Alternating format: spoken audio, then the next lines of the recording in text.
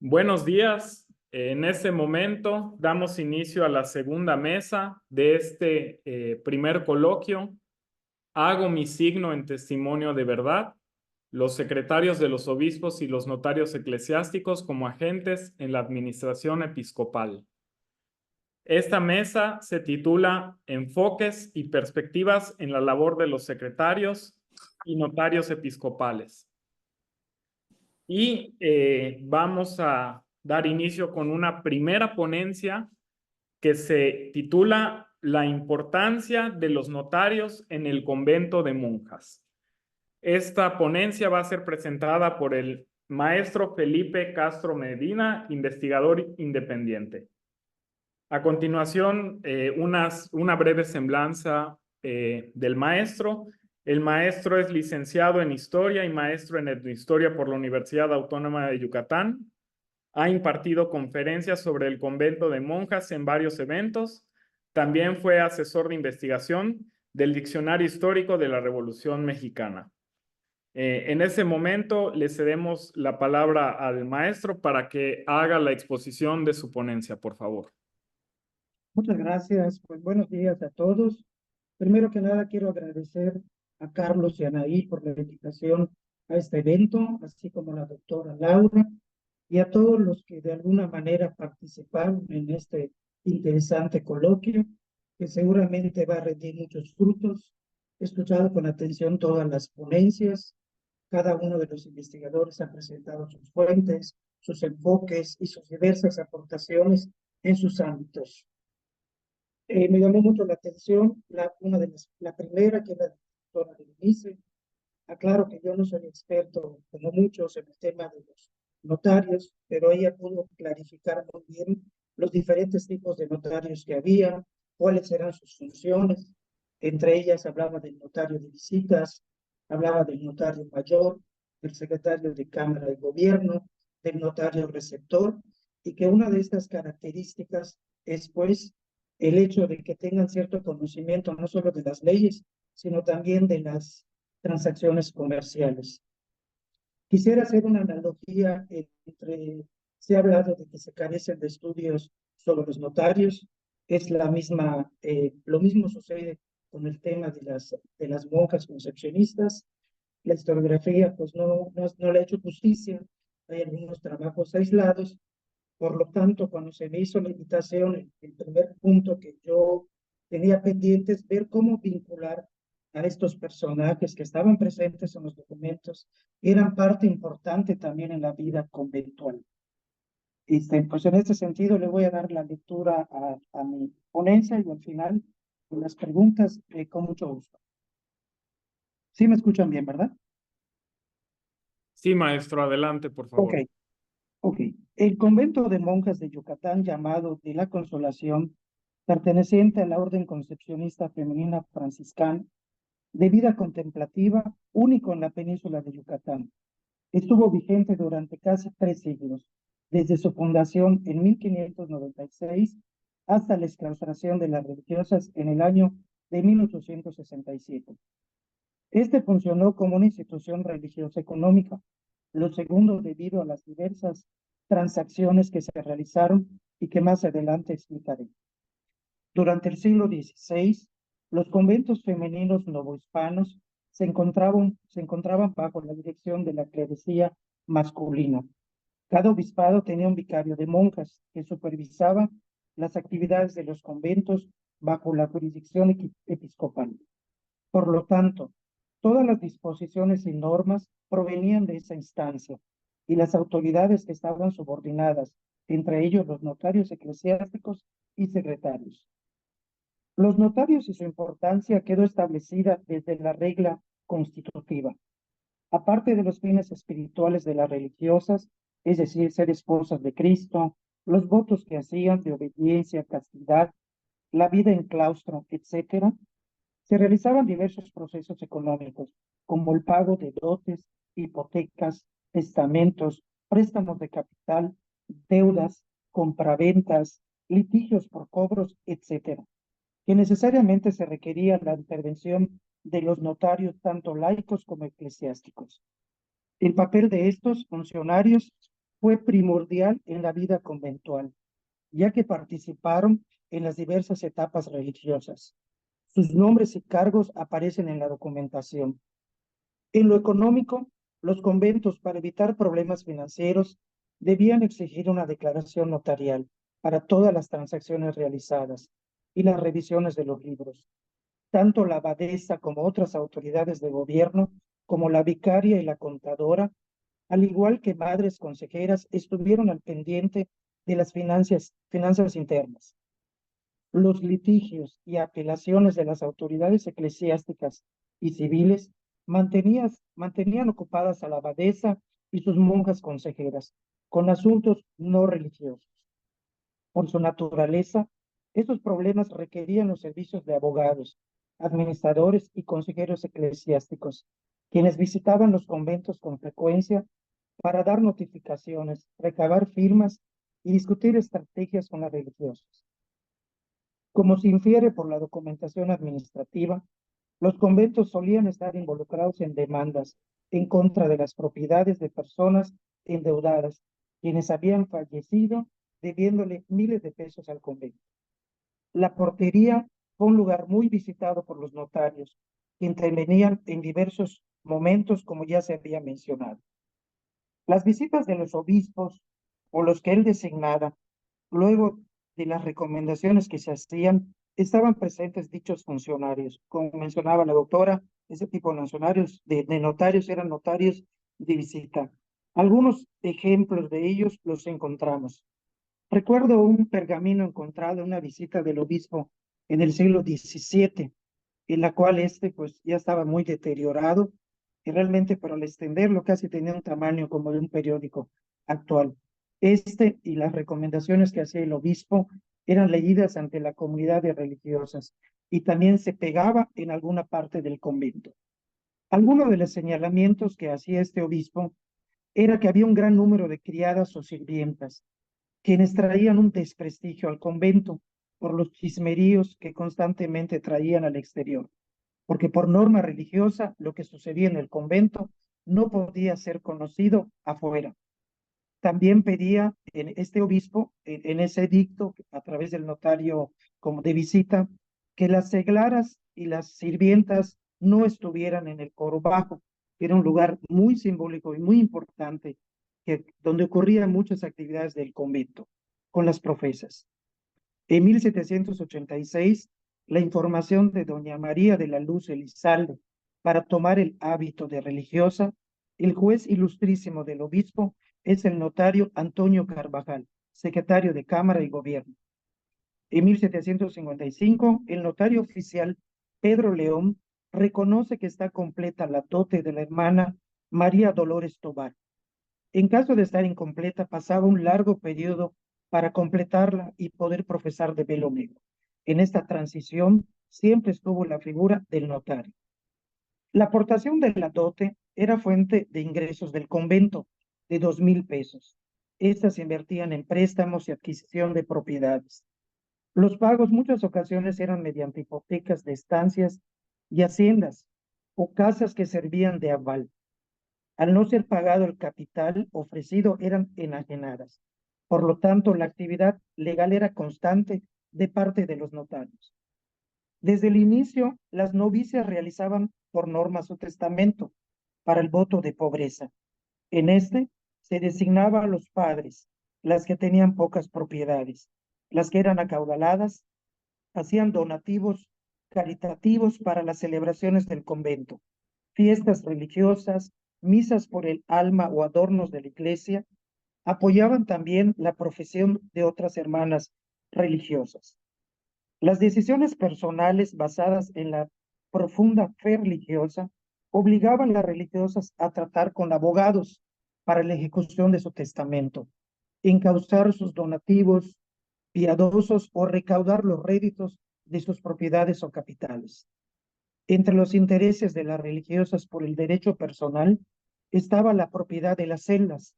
Técnicamente la propiedad de estas iba en contra del voto de pobreza, pero la compra se amparaba bajo el concepto de derecho de uso. Se adquiría el derecho de uso de la celda por arrendamiento a largo plazo. El contrato solía establecer que la venta era válida por una o varias vidas, después de lo cual quedaba a disposición del convento. Al morir una monja, quedaba la oportunidad para una nueva profesa. La propiedad de estas celdas dependía de la posición económica y política. Una monja pobre era difícil que tuviera una celda y podía vivir con otro hermano, más acomodado. Dentro del convento, algunas religiosas de familias ricas eran propietarias de sus celdas. Sus padres se las compraban y se vendían o heredaban a otras. Se traspasaban o hipotecaban y en ocasiones, al morir una religiosa, dejaba deudas sobre ella. Otras con menos capacidad económica carecían de una celda y eran beneficiadas por otras religiosas. Todo este tipo de transacciones de la cual hablo siempre estuvo presente el notario, como se ha mencionado mucho. Los notarios daban fe también del interrogatorio para la profesión de las religiosas, una vez concluido el año de noviciado. En 1746, la hermana novicia Ana María Josefa de Nicolás solicitó la profesión. Dan fe el notario mayor Ignacio Francisco Delgado de la Piedra. El mismo procedimiento se realizó en 1802 ante el provisor y vicario general de monjas, el canónigo señor don Antonio Martínez de Peralta. Compareció la novicia María Martínez ante el notario mayor Pedro León, quien da fe del interrogatorio. En estos interrogatorios se le preguntaba a las religiosas que profesaban si habían sido obligadas, se les preguntaba también cuál era el nombre de sus padres, se les preguntaba si conocían la regla y si estaban de acuerdo en vivir en clausura durante toda su existencia. En 1816 solicitó la profesión la hermana Carlota Larrach, quien posteriormente fue electa abadesa. De la misma manera, ante el provisor y vicario, y el notario en esta ocasión fue el Juan María Herrera. En 1845, la novicia Dolores Paz hipotecó sus 3 casas de 1,600 pesos para tomar el velo blanco. El notario mayor para esta operación era el Matías Joseph de la Cámara. Al igual se solicitaba 1,000 pesos de la obra pía de don Alonso Ulibarri a través de una carta dotal. En dichos documentos firmaba el obispo y el notario eclesiástico. En 1855, el capitán Manuel Vargas del Escuadrón de la Ciudad Oficial de Caballería otorga posesión de perpetua de un solar de mampostería cercano a la Mejorada para uso y herederos perpetuos de la señora Carolina Medina, educanda del convento de las monjas concepcionistas, para dotarla, para pagar la dote. En este caso, el notario fue Francisco del Río. Las haciendas de Tatsivichen y Catzimil sirvieron para dote de la novicia Manuela Castro, equivalente a 2,000 pesos. Como he mencionado, existía un complejo sistema de pagos para completar o pagar las dotes de las religiosas. Estas eran por medio de hipotecas, como he mencionado, por medio de rentas de casas en ocasiones. En 1782, el notario receptor Andrés Herrera pide al regidor y depositario general, administrador de las rentas del convento, don Joseph de la Cámara, quien renunció al cargo, aclarar varios faltantes de cobros y de sus cuentas, en gravísimo perjuicio por la demora del regidor. La abadesa, la provisora y la sacristán, los capellanes y médicos y el boticario protestaron junto con la abadesa porque las cuentas no cuadraban. Es decir, el mayordomo no mostraba las cantidades, eran cantidades no reales, no mostraba los recibos y por lo tanto este requería la protesta de estas autoridades encabezadas por la abadesa y las otras personas de gobierno. El que intervino en esta operación fue el notario eclesiástico Manuel Pereira. Por lo tanto, renunció Joseph de la Cámara al no cumplir con el encargo que se le había dado por recomendación de su majestad en sede real. Al igual, doña María Jiménez, natural de la villa de Valladolid, al darle el hábito de religiosa, donde se había criado y educado de niña seglara, había servido como cantora y asistiendo a todos los actos de comunidad. Ella solicita la profesión junto con la abadesa y el definitorio en 1787. Esta misma, el obispo y el secretario que firman este documento son Fernando de Mendoza y Aragón, notario del juzgado eclesiástico de la villa de Valladolid. El padre de ellas, Antonio Jiménez, le cede a la hija y la hermana ambas casas que servían como dote. En 1782, la visita del convento de religiosas de la Concepción por el señor Agustín Franco de Chano, prebendado de esta Santa Iglesia Catedral, juez provisor y vicario general de este obispado, sede vacante. El notario que lo acompaña, que cumple las dos funciones, porque así lo pone al final, secretario y notario, de visita es don Pedro Nolasco de los Reyes. En 1759, Baltasar Marcano Hernández, el notario mayor del juzgado eclesiástico de este obispado, da seguimiento al proceso de pago de la dote de una religiosa que va a profesar, doña Josefa López, vecina de esta ciudad, quien vestirá el hábito de religiosa. Los documentos originales de esta transacción están en la notaría mayor del juzgado eclesiástico. Todo este trabajo de los notarios, así como había coordinación con el mayordomo, como ya mencioné en ocasiones, pues los notarios se aliaban con la abadesa, como en el caso de Joseph de la Cámara, porque las cuentas nunca cuadraron. Aquí en este caso es un litigio de dos casas cercanas al convento y al final se dieron a favor de las religiosas concepcionistas y el mayordomo aceptó estas casas como 500 pesos que se impusieron también sobre ellas. Para esta operación, estos trámites, estuvo el señor don Pedro Faustino Brunet, canónigo de la Santa Iglesia Catedral, confesionario del Santo Oficio, examinador sinodal y juez comisionado para el conocimiento y exacta recaudación de las rentas. En el año de 1786, doña María de la Luz Elizalde, para tomar el hábito de religiosa de velo negro, aporta la dote de 2,000 pesos. El juez ilustrísimo señor obispo, el notario don Antonio Carvajal, secretario de Cámara de Gobierno, y del ilustrísimo señor Fray Luis Piña y Mazo, dignísimo obispo de estas provincias. Esta religiosa desde muy pequeñita fue pupila y educanda y tenía toda una vida ejemplar. En 1746, ante mí, Ignacio Francisco Delgado de la Piedra, notario mayor del obispo de Yucatán, la hermana novicia Ana María Josefa de Nicolás solicita la profesión.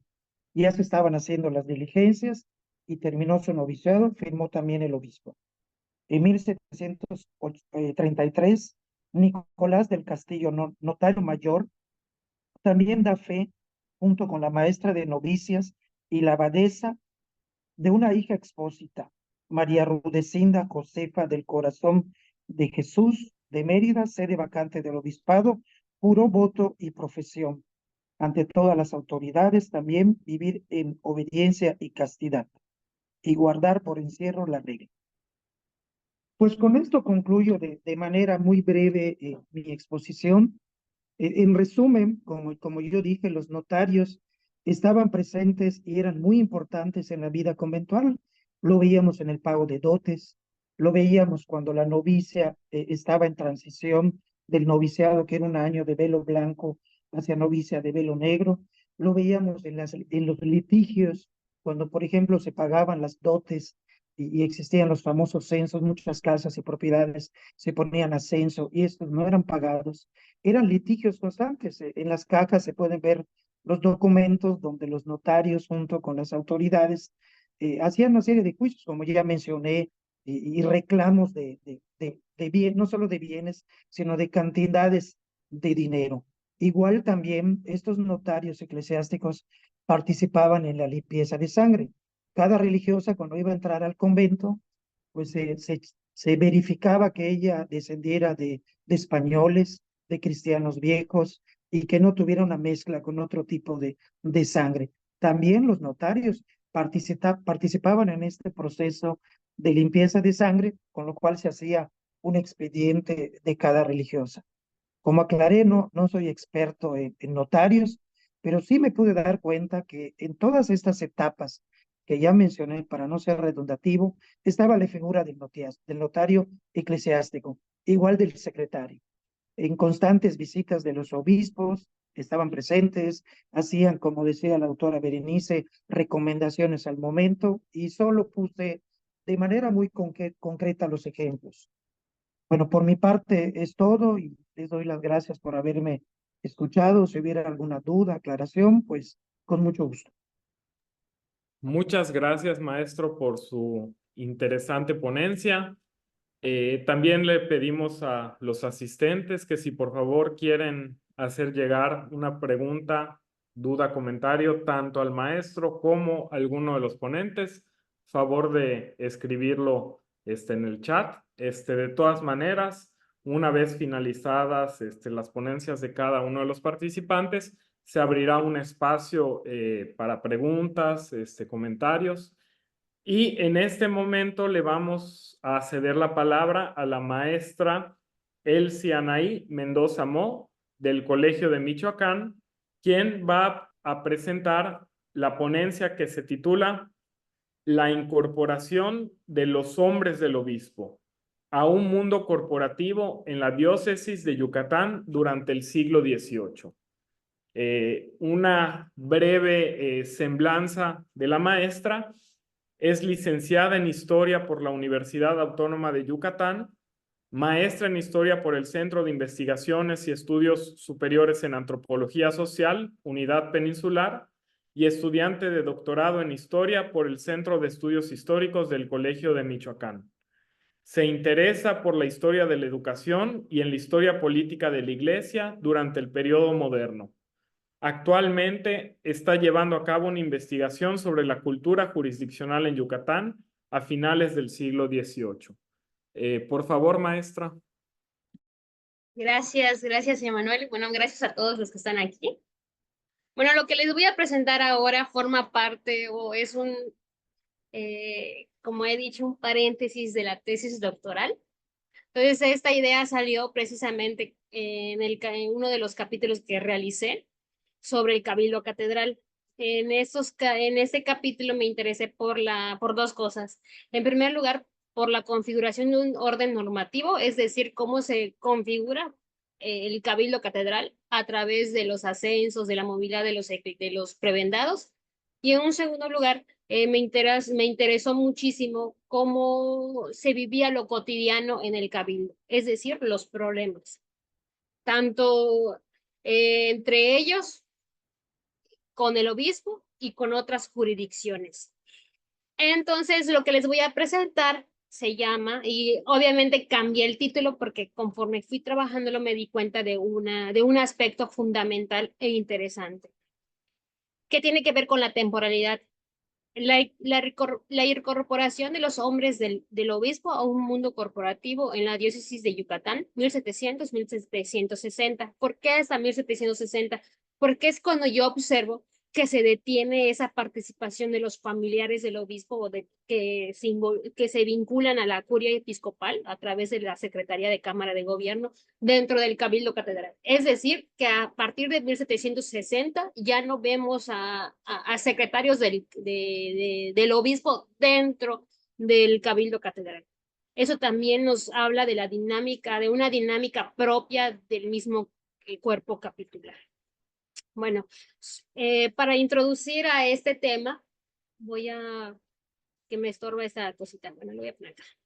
Bueno, este trabajo se enfoca en el estudio sobre los secretarios de Cámara de Gobierno en la diócesis de Yucatán, tomando como eje la temporalidad de 1700 a 1760. Bueno, creo que los secretarios han sido, como objeto de estudio, han sido poco estudiados en comparación con los obispos y los cabildos catedralicios, como hemos estado mencionando a lo largo de este coloquio. Sin embargo, el rol de los secretarios pues era clave. ¿Por qué? Porque manejaban documentación confidencial y tenían influencia directa en las decisiones del gobierno diocesano. ¿Por qué es importante estudiar a esos sujetos o a esos agentes? Porque, como se ha mencionado, la historiografía se ha centrado principalmente en los obispos y en los cabildos, dejando en la sombra el papel de los secretarios. creo que uno de los que pone el dedo en el renglón es el doctor Salvador Aguirre, que señala la necesidad de investigar más a fondo a los miembros de las curias episcopales, ¿sí? Entonces, él también enfatiza que el secretario de Cámara y Gobierno era central para el funcionamiento político y administrativo de la diócesis. ¿Cuál es el estado de la cuestión o qué se sabe sobre el estudio de los secretarios? Bueno, hice un pequeño análisis sobre algunas obras que tocan a estos sujetos. La verdad no encontré muchísima información, pero sí como que 3 líneas o 3 directrices, ¿no? En primer lugar, hay trabajos que se encargan de seguir las huellas en los escritos oficiales o informes. Les interesa muchísimo cómo lo que produce en sí el secretario, los papeles que produce, y a partir de los papeles reconstruir su función de, digamos, de escritura, la escritura de ese secretario y cómo refleja de cierta manera una identidad sobre el obispo. O a veces también la identidad del obispo, cómo ayuda a construir la identidad del obispo. O sea, cómo se construyen identidades tanto del secretario como del obispo. Y en sí, de un gobierno episcopal. En la segunda línea son estas investigaciones centradas sobre la formación universitaria y cómo se integraban esos sujetos a las curias episcopales. En este caso, tenemos un ejemplo del doctor Rodolfo Aguirre Salvador, que él estudia a los juristas y cómo esos juristas se van a insertar pues en el andamiaje administrativo del arzobispado de México. Y en tercer lugar están los estudios biográficos que han subrayado cómo su poder y posición les permitieron defender sus intereses políticos y económicos. Dentro de esos trabajos podemos encontrar pues aspectos que han sido trabajados, por ejemplo, del obispo que aborda en su tesis doctoral, el doctor Sergio Rosa Salas. También hay otras investigaciones donde tocan a los secretarios y cómo esos secretarios utilizan su poder para influir en decisiones que les beneficien tanto a ellos como personas, como sujetos, como a las diócesis y de cierta manera diferenciarse, ayudar a diferenciarse dentro de otras diócesis. No sé si me entienden, o sea, esa construcción de identidad de la propia diócesis sobre otras. Bueno, en esta ponencia, mi propuesta, pues básicamente me interesa analizar la incorporación de los sujetos que ejercían un cargo en la curia episcopal al Cabildo Catedral durante el periodo de 1700-1760. Prácticamente me enfoco en los familiares del obispo que fungieron como sus secretarios de Cámara y de Gobierno. Me interesa destacar 2 aspectos principales, que son sus perfiles y trayectorias dentro del ámbito catedralicio y los problemas que enfrentaron ante dicha corporación eclesiástica. Esta propuesta se fundamenta en la consulta de los documentos del Consejo de Indias, conservados en el Archivo General de Indias y en las actas del Venerable Cabildo de Mérida del Archivo Histórico del Arzobispado de Yucatán. Bueno, sobre la curia del gobierno del Obispado de Yucatán, pues podemos, a través del trabajo del doctor John Chuchak, podemos considerar que esta consolidación de esta curia se da a partir del siglo XVII. Entonces, es la forma en la que esta consolidación, es decir, cómo este poder eclesiástico de Yucatán se va institucionalizando a través de sus tribunales. En esta institucionalización, pues podemos ver cómo los miembros del Cabildo Catedralicio ocupaban cargos administrativos y judiciales. Una crítica que realiza el doctor Rodolfo Aguirre Salvador es precisamente que cuando se estudia a los secretarios, se tiende a estudiar al Cabildo Catedral como si fuese aspectos que no se pueden separar. Sin embargo, aquí en Yucatán es necesario trabajar a los dos, tanto a los secretarios como el cabildo, porque sí, de cierta manera, sí están íntimamente vinculados, ¿no? En sí, podemos caracterizar o dividir o entender a la curia diocesana a través de 3 elementos: la Secretaría de Cámara y Gobierno, a cargo del secretario de Cámara y Gobierno, el provisorato y el juzgado de testamentos, capellanías y obras pías. esta clasificación la podemos ver inclusive en la forma en la que se clasifican los propios archivos históricos, ¿no? En el primer elemento, que es la secretaría, pues estaba bajo el secretario, y el provisorato y el juzgado de testamentos, capellanías y obras pías recaía exclusivamente en el provisor y vicario general, porque una de las particularidades del obispado de Yucatán es que no separaban esos dos cargos. El provisor siempre fue el vicario general, ¿sí? Entonces podemos comprender que tanto el secretario como el provisor vicario general o vicario capitular, según se quiere entender, porque básicamente aquí en la documentación es indistinto, eran los dos sujetos más importantes para entender, digamos, el gobierno episcopal. O sea, para entender cómo se construye esa maquinaria hay que irremediablemente entender al obispo, pero también a esos dos sujetos, ¿sí? Bueno, ¿cuáles son las funciones del secretario de Cámara y Gobierno? Básicamente él tiene el control sobre los documentos confidenciales y oficiales, lo que les otorgaba poder en las decisiones del obispo, como ya he mencionado. También administraban el funcionamiento de la diócesis y eran intermediarios con otras jurisdicciones, ¿sí? Por último, era el sostén de las estructuras administrativas del gobierno episcopal. Esta idea de que eran intermediarios con otras jurisdicciones también nos ayuda a entender la conflictividad dentro del obispado o dentro de una región, ¿sí? Porque ellos van a defender intereses del propio obispo. Bueno, aquí he detectado algunos eclesiásticos que son familiares o que están vinculados, se vinculan a los obispos. No he encontrado muchísimos, pero sí de cierta manera ayudan a entender pues su papel dentro del obispado.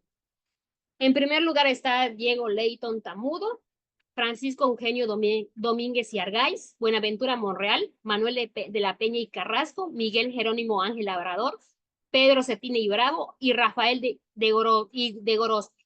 Sin embargo, no todos esos eclesiásticos lograron entrar al Cabildo Catedral, pero sí aparecen como propuestos por los obispos que de cierta manera se vinculan porque son sus familiares o porque han tenido una larga vinculación, una amistad que se va a cimentar por recomendaciones, ¿no? Entonces aquí podemos ver que la mayoría eran naturales de la Nueva España, a excepción de uno, ¿sí? Y en ese lado puse la vinculación episcopal, con qué obispos se vinculan, pero este cuadro lo vamos a ver al final, porque lo he representado a través de una red que ayuda a comprender la vinculación de estos sujetos, tanto en el provisorato como en el cabildo.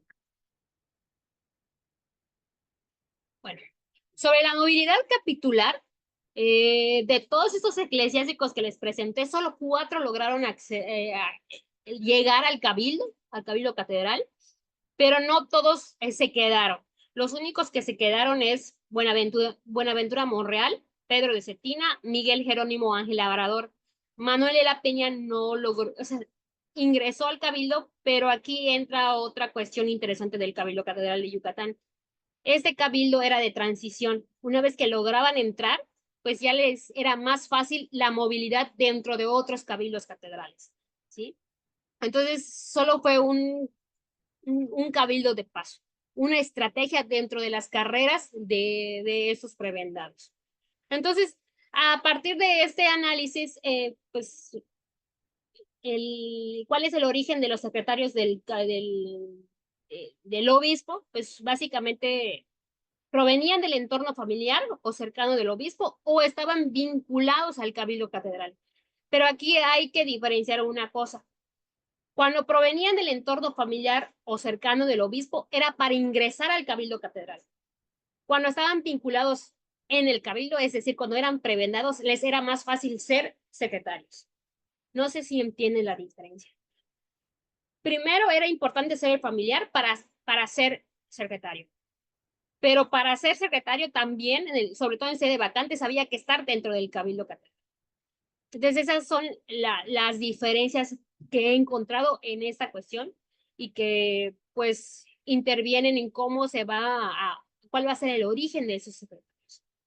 Entonces también hay estas diferencias que una cosa es el secretario del Cabildo y otra cosa es el secretario de Cámara y de Gobierno. Mayormente en sede vacante, el Cabildo también nombraba un secretario de Cámara y Gobierno, que no es lo mismo que el secretario del Cabildo.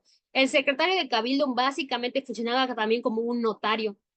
Y a diferencia del secretario de Cámara y de Gobierno, el secretario de Cámara tenía una mayor, digamos, un mayor rango de actividad o de participación dentro del gobierno. Esa es la diferencia. Y mayormente los secretarios del Cabildo nunca, en su mayoría, no pertenecían al Cabildo Catedral, sino que eran eclesiásticos que estaban cercanos. Por ejemplo, quienes eran los secretarios del Cabildo básicamente eran los del cura del Sagrario. Es decir, hoy necesitamos hacer una reunión del Cabildo y necesitamos un secretario. ¿Quién está disponible? El cura del Sagrario, porque está más cerca y lo traían. Entonces, hay esas diferencias, ¿no? No necesariamente pertenecían al Cabildo Catedral, en muchas ocasiones no, pero sí significaba el hecho de que sea secretario del Cabildo. Podría significar una vía de cercanía al mismo Cabildo y que podrías también tú formar parte de él en un futuro. No, eso no siempre eras, ¿no? Entonces, para hablar de estos eclesiásticos que formaban parte, que eran familiares de los obispos, pues por ejemplo tenemos a Diego Leitón, que era hijo de españoles en Campeche, ingresó al servicio del obispo Juan de Cano, ascendió a secretario de Cámara y Gobierno bajo el obispo de Pedro de los Reyes, tuvo vínculos con autoridades eclesiásticas y con autoridades seglares, incluyendo al Tribunal de la Inquisición. Sin embargo, él intentó obtener un puesto del Cabildo, pero no lo logró. Ahorita vamos a ver por qué no lo logró, ¿sí? Eso es al final. También está Buenaventura Monreal, que tuvo una carrera exitosa gracias a su relación con obispos como Juan de Gómez de Parada y Matus Coronado. Ocupó varios cargos, incluyendo visitador de Tabasco y secretario de Cámara. Fue promovido a cargos influyentes dentro del Cabildo Catedral. Incluso él llegó a ser provisor y vicario general. Característica especial, sobre todo de dos sujetos que a lo largo del siglo XVIII. O sea, solo esos dos sujetos, en ellos recayó tanto la Secretaría de Cámara y Gobierno como el provisorato. Entonces, eso nos dice que ocupaban las posiciones más privilegiadas de la curia episcopal. Y eso llama la atención para que se hagan estudios sobre estos y sobre su administración. También estaba Pedro Cetina y Bravo, que se desempeñó como secretario y fue ratificado durante la sede vacante. Esto nos habla inclusive de sus buenas relaciones con el Cabildo Catedral. Ingresó al Cabildo Catedral y ascendió a diversas posiciones, incluyendo el comisario del Santo Oficio y juez hacedor de diezmos. Está Ángel Labrador, que se logró consolidar como secretario de Cámara y provisor en el obispado. Monreal y Labrador van a ser los únicos dos sujetos a lo largo del siglo XVIII que van a ocupar, digamos, los cargos más importantes de la curia episcopal, ¿sí?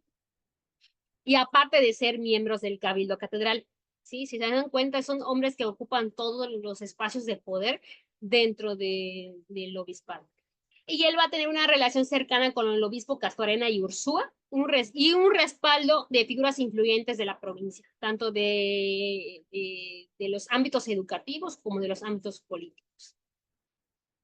Bueno, y aquí he encontrado una diferencia muy interesante cuando comparo el obispado de Yucatán con el arzobispado de México. A diferencia del arzobispado de México, los secretarios de la Cámara y de Gobierno eran netamente peninsulares. En cambio, los secretarios de Yucatán eran mayormente naturales de la Nueva España, ¿sí? A excepción de uno, que es Manuel de la Peña y Carrasco, que era un peninsular con una carrera global antes de llegar a Yucatán, ¿sí? Y este es el único secretario que decide irse de Yucatán y que al ingresar al Cabildo, pues ya el Cabildo de Yucatán le sirve como este trampolín para otras prebendas, para otras iglesias más pingües, catedrales más pingües. Hay otra cosa que he detectado que de cierta manera ayuda a entender la consolidación de los familiares de los obispos dentro del Cabildo Catedral. y sobre todo esos familiares vinculados a la Secretaría de Cámara y Gobierno. En los primeros años del siglo XVIII, pocos eclesiásticos mostraban interés en ocupar canonjías vacantes. Esto es porque principalmente ya estaban acostumbrados a una vida parroquial y porque entendían que entre la vida parroquial y la vida catedralicia, la vida parroquial les daba más emolumentos, mejores condiciones de vida. Quienes se interesaban en el cabildo catedral básicamente eran los eclesiásticos que ya se habían resignado a morir, porque ya estaban muy ancianos y estaban muy viejos y achacosos. O sea, el cabildo catedral en ese sentido se erige como ese último eslabón de una carrera eclesiástica. Entonces, esta falta de opositores llevó a la realización de funciones literarias, y esas funciones literarias que iniciaron desde bueno, esa falta de interés inicia en los primeros años del siglo XVIII y esas funciones se realizan 20 años después. ¿Sí? Entonces, ¿qué nos dice? Que no había, existió un largo periodo en el que no existían eclesiásticos interesados en esas canonjías vacantes. Entonces, en esas funciones literarias se realizan para seleccionar a los candidatos idóneos y estas funciones se vuelven clave para los obispos para insertar a sus familiares. Sin embargo, pues no tuvieron tanto éxito. Aquí ya llego a la segunda etapa de esta exposición y voy a hablarles sobre precisamente por qué el Diego de Leyton no pudo ingresar al Cabildo Catedral. Bueno, hay que entender también que Diego de Leyton o cualquier sujeto, digamos, a que era natural de San Francisco de Campeche, resultaba ajeno al Cabildo Catedral, ¿sí? Y sobre todo se ganó la enemistad del maestro escuela Ortiz del Puerto, Sancho Ortiz del Puerto. Este sujeto va a ser fundamental porque va a escribirle directamente al Consejo de Indias sobre todas las actitudes, para enunciar y denunciar todas las actitudes del Cabildo Catedral y de los sujetos y de los eclesiásticos que a él, pues no, de cierta manera, no correspondían con sus idearios políticos, ¿no? Entonces, este Ortiz del Puerto va a describir a este Diego Leyton Disculpe, como un maestra, hombre. le quedan 10 minutos para su exposición. Ok, muy bien. Entonces, va a describir a este eclesiástico como un hombre altivo que buscaba ingresar al Cabildo Catedral de Mérida a través de favores y lazos con figuras poderosas, incluyendo el obispo de Pedro de los Reyes. ¿Sí? Entonces, en ese sentido, este eclesiástico va a ser acusado de utilizar sus influencias y contactos externos para obtener prebendas, lo que va a generar resistencia por parte del cabildo. Entonces su inclusión fue cuestionada debido a rumores sobre su ascendencia. O sea, aquí hay que entender que el discurso para excluir a Diego de Leyton al Cabildo Catedral fue, en primer lugar, sus actitudes y, en segundo lugar, los rumores sobre su ascendencia. Se decía que su papá era de sangre etíope, que su mamá era de sangre india. Entonces, esto fue una cuestión que el Cabildo Catedral trataba de evitar, sobre todo para cuidar su propio prestigio como cuerpo, ¿no? Entonces ellos ya empezaron a emular la Real Cédula de 1713, donde se prohibía la entrada de personas infectas con borrones de mulatos en el cabildo. Entonces, a pesar de sus esfuerzos, y claro, todos esos informes los hicieron bajo del agua, el Leyton jamás se enteró, entonces algo muy común en la época. Entonces, a pesar de sus esfuerzos, Leyton no consiguió un puesto en el cabildo y fue de Juan de la Cueva quien ocupó la canonjía penitenciaria a la que él había concursado. También hay otros conflictos, por ejemplo, que este es un conflicto que se entiende en el contexto del gobierno episcopal de Ignacio Padilla y Estrada. Este obispo, Padilla y Estrada, no se va a llevar muy bien con su cabildo catedral. Entonces, cualquier conflicto entre él y el cabildo va a ser va a ser muy rico en documentación para entender cómo se van a vincular todos los sujetos dentro del proceso, ¿sí? Entonces, en este caso, el cabildo defendía que los predicadores se dirigieran a ellos con el tratamiento de ilustrísimo señor, lo que fue criticado por el obispo Padilla, quien consideraba que ese tratamiento era un ataque a su dignidad. Entonces, ese tratamiento va a ser criticado por el obispo y, y lo que va a orillar al cabildo a argumentar que esta práctica era común en otras catedrales, como por ejemplo en Zaragoza y en Tarazona. Por lo tanto, ellos van a presentar certificaciones de otras iglesias que iban a respaldar su posición. Entonces van a presentar estas certificaciones y, sin embargo, este conflicto va a escalar hasta llegar al Consejo de Indias. Y aunque el obispo en primera instancia permitió temporalmente el uso de ese tratamiento en los sermones, las tensiones entre él y su cabildo van a seguir creciendo. Entonces, ¿cuál fue una de las primeras críticas que elevó el cabildo catedral al Consejo de Indias? Fue precisamente la actuación del secretario del obispo, que era Rafael de Gorospe. Él jamás llegó a entrar al cabildo catedral, lo intentó, pero no logró, y evidentemente no iba a entrar jamás debido a este conflicto que tuvo con el cabildo. Entonces, el cabildo acusó a este secretario, que era el sobrino del obispo, de falsificar un testimonio relacionado con el uso del tratamiento del ilustrísimo señor. De cierta manera, el cabildo va a afirmar que este sujeto tergiversó las declaraciones del cabildo. Entonces es cuando el cabildo aprovecha esa situación para atacar la capacidad de Gorospe y de manera indirecta cuestionar la supervisión de su tío, es decir, del obispo. Entonces, aquí hago una cita donde el cabildo le escribe al Consejo de Indias diciendo: debemos suponer, y así lo suponemos, que el obispo no tiene conocimiento alguno sobre este asunto, ya que su dignidad no lo obliga a leer lo que se le presenta para afirmar, ni mucho menos a verificar si lo que se menciona en sus documentos y decretos es correcto. Él confía plenamente en la exactitud y veracidad que le aseguran bajo juramento sus ministros y funcionarios. Evidentemente, esta crítica que le hacen llegar al Consejo de Indias va a enfurecer al obispo, porque él va a considerar que fue innecesario escribir al Consejo de Indias para denunciar esa situación. Y va a considerar esta acusación como una crítica injusta y excesiva, interpretándola como esas provocaciones que el cabildo quería hacer para sacar de sus casillas al obispo. Entonces, 5 minutos. consideraciones finales. ¿Cuánto me queda? 5 minutos. Ah, sí, ya. Entonces, consideraciones finales.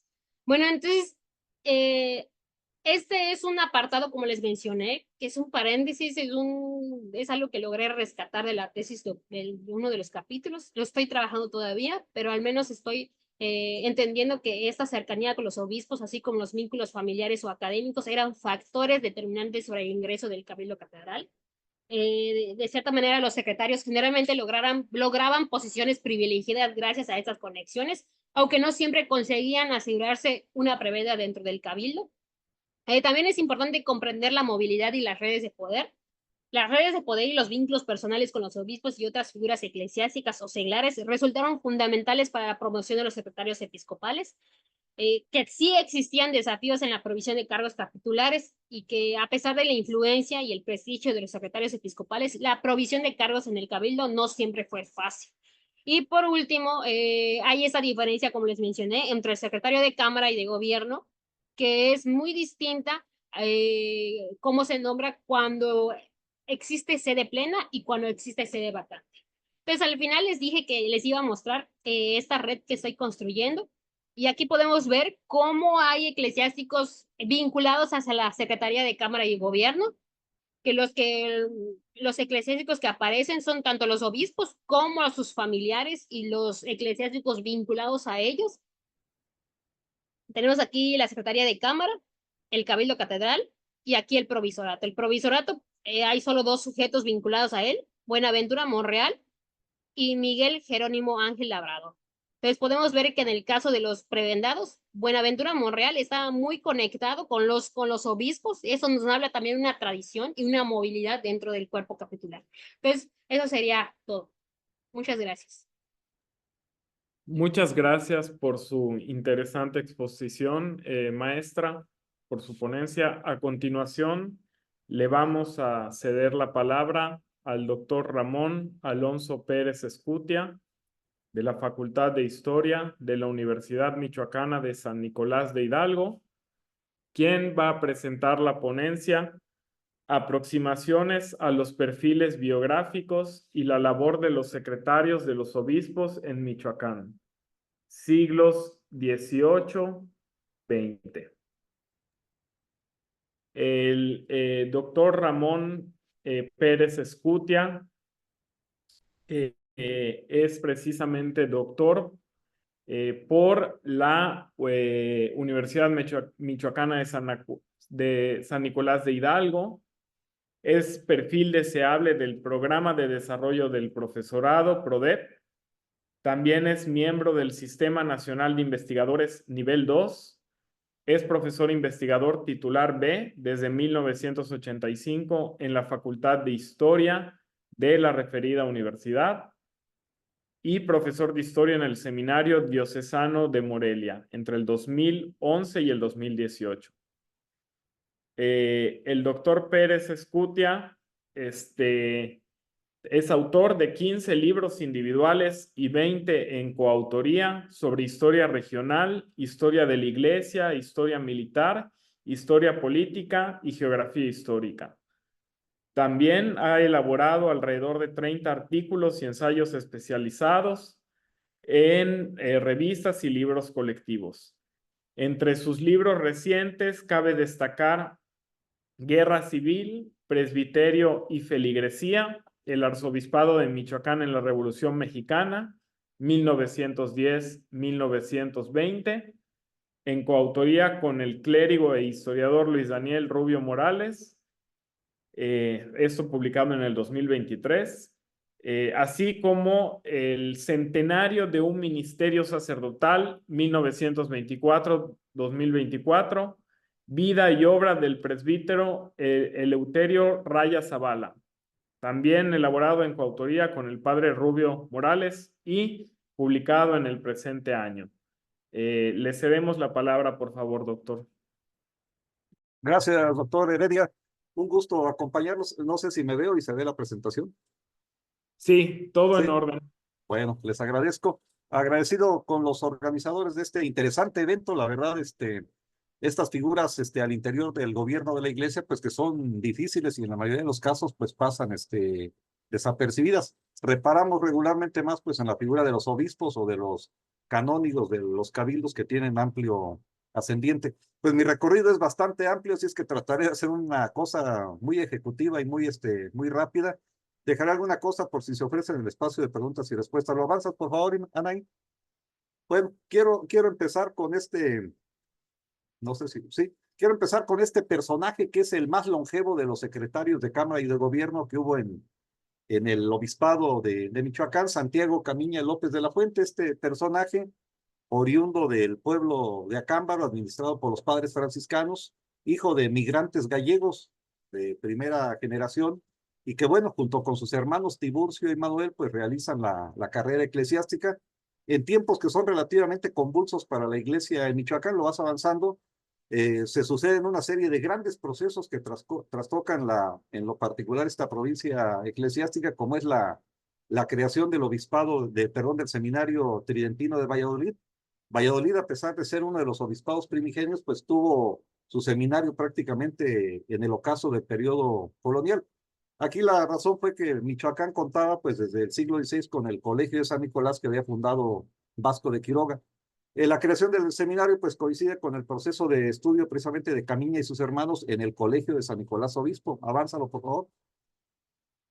Le tocan procesos, las acciones que lleva a cabo Pedro Anselmo Sánchez de Tagle, la visita de José de Gálvez con todas las implicaciones que tuvo. Michoacán fue una de las provincias más afectadas con estas reformas borbónicas. Las grandes sublevaciones populares de 1766-67 pues golpean la diócesis de Michoacán. Y de estos son testigos, pues, los hermanos Camiña que se están formando. ¿Lo avanzas, por favor? Otro proceso importante, pues, es la secularización de las parroquias, sobre todo de agustinos y franciscanos para el caso del obispado de Michoacán, y que fue un proceso, pues, bastante tenso, bastante ríspido, sobre todo en el caso de los agustinos, que van a resistirse, pues, a abandonar sus cuantiosos bienes materiales. ¿Lo avanzas, por favor? Otro factor más, pues, es perdón, lo avanzas también, es lo de los padres franciscanos. ¿Lo avanzas? Y bueno, el proceso formativo de estos hermanos Camiña López de la Fuente, pues, concluye en tiempos del obispo Luis Fernando de Hoyo y Mier, que tiene una gestión relativamente corta en Michoacán. Se les asignan, pues, diversos beneficios eclesiásticos, algunos de mediana importancia, acordes, pues, con la cercanía que tienen sus padres con los círculos eclesiásticos. ¿Lo avanzas? Bueno, y aquí entramos de lleno a la labor que hace Camiña. Camiña es un hombre de alrededor de 30, 31 años cuando es reclutado para desempeñarse precisamente como secretario de Cámara y Gobierno. En el ocaso de la gestión del obispo Juan Ignacio de la Rocha, que es una gestión bastante breve de alrededor de 5 años. Este personaje, pues, muere durante la visita pastoral que realiza en la parroquia de San Miguel el Grande. Camiña lleva escasos meses de haberse incorporado. Y dentro de la labor que le toca atender en su calidad de secretario, pues, está la parte final del proceso de secularización de las parroquias agustinas, que ocasiona numerosos conflictos, sobre todo las parroquias de Yuriria, la de Charo, las de Ucareo, que fueron donde los litigios, pues, se prolongaron prácticamente hasta finales del siglo XVIII. Y Santiago Camiña, pues, es ratificado en el cargo por el obispo Antonio de San Miguel Iglesias, que tiene una gestión episcopal bastante amplia de alrededor de 20 años, y le va a corresponder, pues, atender, entre otros aspectos importantes de su gestión episcopal, los postulados de la llamada teología caritativa, este acercamiento que tiene la Iglesia, la jerarquía, pues, con los sectores pobres y marginados, sobre todo en los momentos de crisis que se suscitaron a finales del siglo XVIII, como la Gran Hambruna de 85-86, donde el obispo, en coordinación con las autoridades civiles, pues, juega un papel importante. Y el enlace de San Miguel con las autoridades civiles, pues, precisamente Santiago Camiña, que se encarga, pues, de canalizar los recursos, pues, que se ocupan para las obras caritativas. Un aspecto más que se atiene en la gestión de San Miguel, pues, es la defensa de los derechos canónicos frente al autoritarismo de los reyes borbones, la defensa del fuero eclesiástico, entre otros, donde hay una gran cantidad de documentos que se elaboran y que van a ser supervisados por el secretario Camiña. Y un tercer elemento que sale a relucir en la gestión de San Miguel con su secretario Camiña, pues, es el litigio por parroquias y límites que se va a librar con el obispado de la Nueva Galicia por la posesión de varias parroquias de relevancia económica. Y ahí está presente la figura de Camiña, que incluso, pues, hace visitas en campo a estas parroquias para conocer la percepción de los feligreses entre aceptar la incorporación a Nueva Galicia o quedarse en Michoacán. ¿Lo avanzas, por favor? Ahí tiene usted la imagen de estos personajes: Juan Ignacio de la Rocha y el obispo Fray Antonio de San Miguel Iglesias, bien recordado en estas tierras por su gestión, sobre todo en el aspecto caritativo. ¿Lo avanzas, por favor? Camiña, pues, va a permanecer como secretario de Cámara y Gobierno durante el breve periodo durante la sede vacante que se da entre 1804 y 1809, prácticamente un lustro. Se mantienen estas funciones. Ya es un hombre de experiencia para este momento, ya ha estado al frente de la Secretaría de Cámara, pues, durante más de 20 años. Y va a hacer esas mismas funciones en la breve gestión del obispo Marcos Moriani Zafrilla, que llega a Michoacán, pero fallece a los escasos 6 meses de estancia en estas tierras. ¿Lo avanzas? Y su gestión, pues, va a continuar en este momento polémico de la historia de México y de la historia de Michoacán, la gestión del pretendido obispo electo Manuel Abad y Queipo, que va a estar al frente de la diócesis entre 1810 y 1816. En muchos momentos, pues, ausente físicamente por los eventos que propicia la Guerra de Independencia. Hay que recordar, pues, la virulencia del conflicto, y va a acompañar a Abad y Queipo en la emisión de documentos de trascendencia histórica, como fueron los edictos de excomunión para Hidalgo y demás insurgentes. Si ustedes lo revisan en las copias que existen, incluso en los facsímiles que hay, pues, aparece junto al obispo la firma del secretario Santiago Camiña. Y en este contexto, pues ya está en espera de alguna promoción. Han sido muchos años, muchos lustros al frente de la Secretaría de Cámara y mantiene la expectativa de incorporarse al Cabildo Diocesano.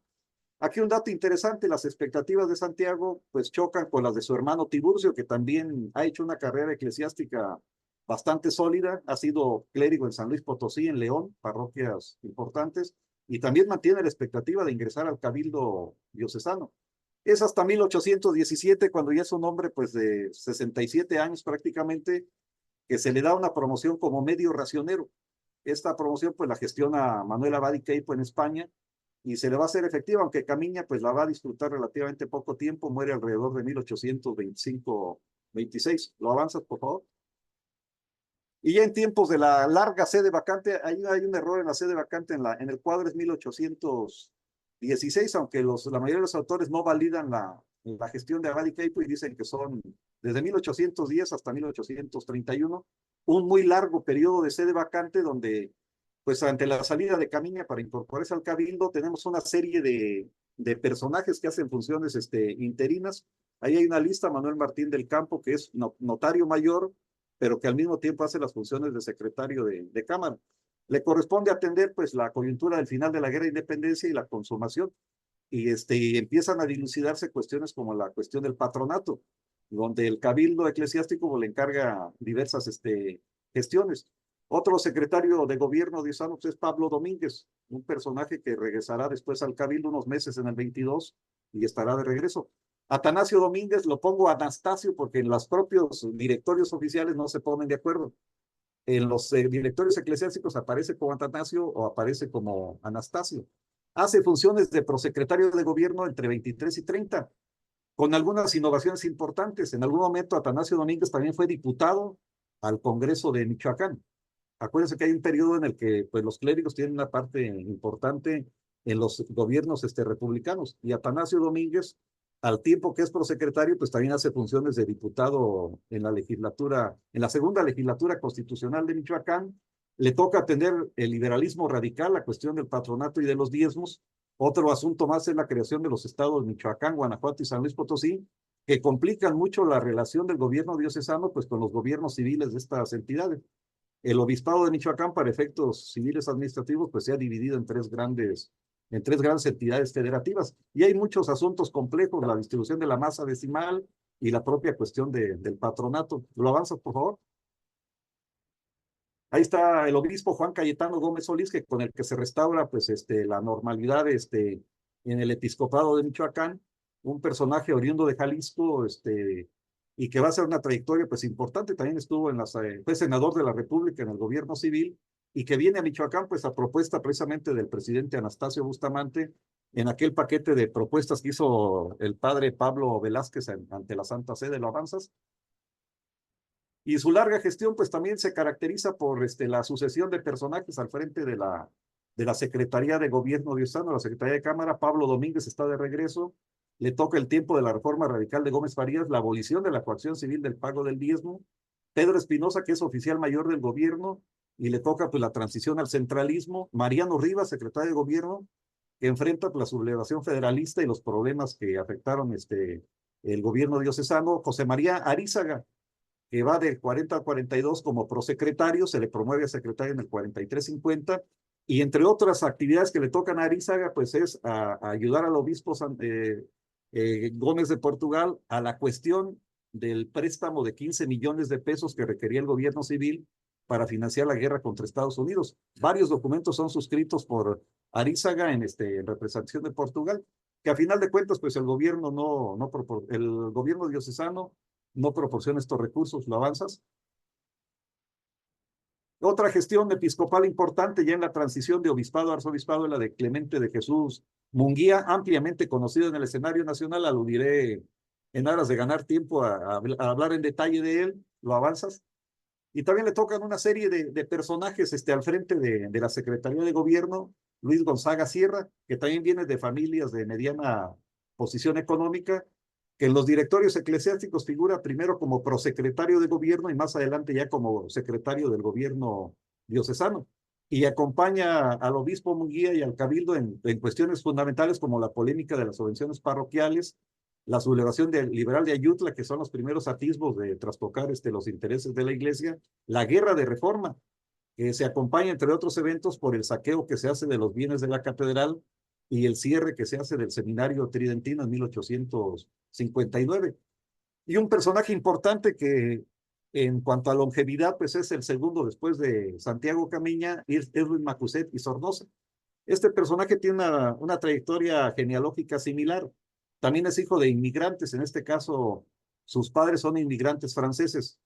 El doctor Juan Macuset se establece en Valladolid, Morelia, en 1826. Su hijo hace la carrera en el seminario diocesano y desde un primer momento tiene cercanía con los círculos eclesiásticos, con el cabildo. Y en ese contexto, pues muy jovencito es nombrado secretario sustituto del gobierno diocesano en plena guerra de reforma, secretario interino del gobierno en el periodo de entreguerras y secretario del gobierno metropolitano durante la guerra de intervención francesa. Y le toca participar en eventos que comprometen al clero, como la nacionalización de los bienes de la iglesia. Y en este caso, pues hay una defensa muy férrea en la que la documentación es suscrita por este personaje. ¿Lo avanzas? Bueno, y la otra gestión importante, también muy longeva en Michoacán, es la de José Ignacio Arcega y Ruiz, que ya se da en el proceso de la República restaurada y prácticamente hasta el ocaso del Porfiriato. Es el arzobispo que es percibido como el reconstructor de la iglesia michoacana y que va a posicionar la presencia de la institución a través de las acciones del catolicismo social. ¿Lo avanzas? Y le tocan también varios personajes al frente de esta secretaría. Luis Macuset y Sornosa pues se mantiene al frente de la secretaría hasta el 69-82 y más adelante sería promovido a diferentes cargos. Él sí logra ingresar, a diferencia de algunos otros lugares donde no tuvieron tanta suerte como lo que mencionan ahí para Yucatán, logra ingresar al cabildo, incluso llega a desempeñarse como deán, arcediano y vicario general y provisor. Otro secretario es Abundio Aguilar, un periodo relativamente corto. Agustín Prisciliano Payar, secretario del gobierno entre 85 y 93, y en el 87 hay un remozamiento administrativo al interior del gobierno. En los directorios se encuentra la figura de secretaría arzobispal, y ya no es la de Cámara de Gobierno, que va a regresar más adelante.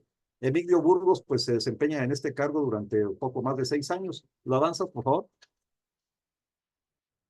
Bueno, y la penúltima gestión que vemos es la del arzobispo jalisciense Atenógenes Silva y Álvarez Tostado en la primera década del siglo XX. Es un personaje pues, también de la alta sociedad clerical de Jalisco, viene de las familias de Alcurnia, ha sido párroco de Zapotlán y obispo de Colima, ya llega con experiencia a Michoacán, pues para dar continuidad a las acciones del catolicismo social. ¿Lo avanzas?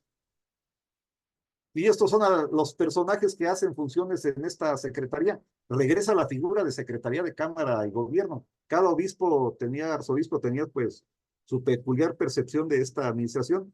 Y a partir de 1901 se instituye la figura de curia eclesiástica, la que van a desempeñar de manera sucesiva Juan de Dios Laurel, prosecretario de Cámara y Gobierno entre el 4 y el 8.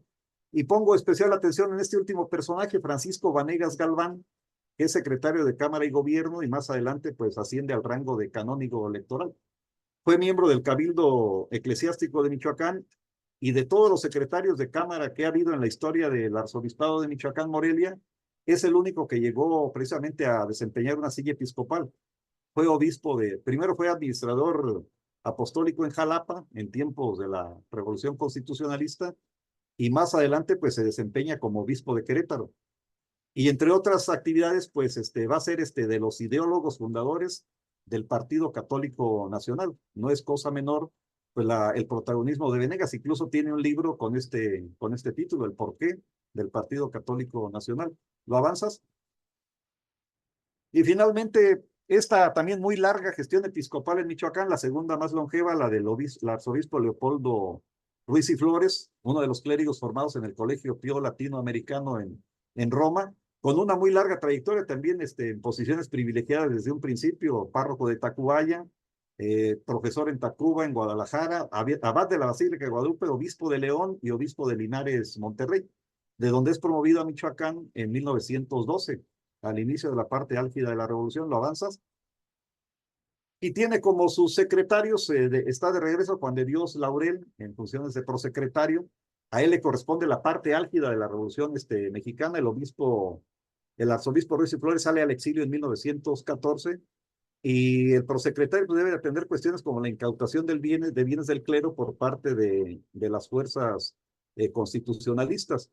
Hay un prosecretario interino, Manuel Hernández, que muere desempeñándose estas funciones, contrae una enfermedad en la última y única visita pastoral que hace Ruiz y Flores al Bajío, y pues debe de entrar al relevo José Aldaiturriaga, que también viene de familias de ascendencia española, secretario de Cámara y Gobierno, con una licencia ilimitada prácticamente a los 2 años del inicio de su gestión, y se va a prolongar pues, hasta 1921, cuando abandona formalmente el cargo.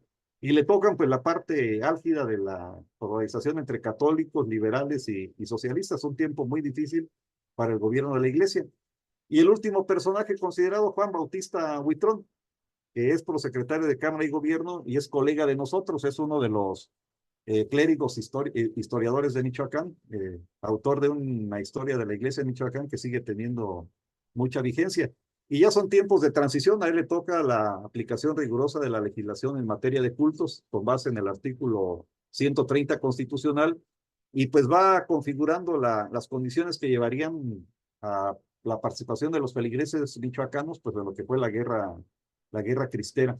Un recuento muy rápido y recapitulando, pues la mayor parte de los clérigos que desempeñaron las funciones de secretarios de cámara o prosecretarios, pues vienen de familias de condición media, vinculados de manera estrecha con la iglesia a través pues de la participación en actos de culto, en las asociaciones religiosas o incluso con la asignación de créditos, de préstamos para desarrollar actividades en diversos rubros económicos. Y bueno, la que sigue. Agradecerle su atención, procuré ajustarme al tiempo y creo que hasta me sobró, doctor Heredia, por ahí, pero un recuento muy sucinto. Si hay la necesidad de recapitular en alguna parte, pues lo haremos con gusto. Gracias.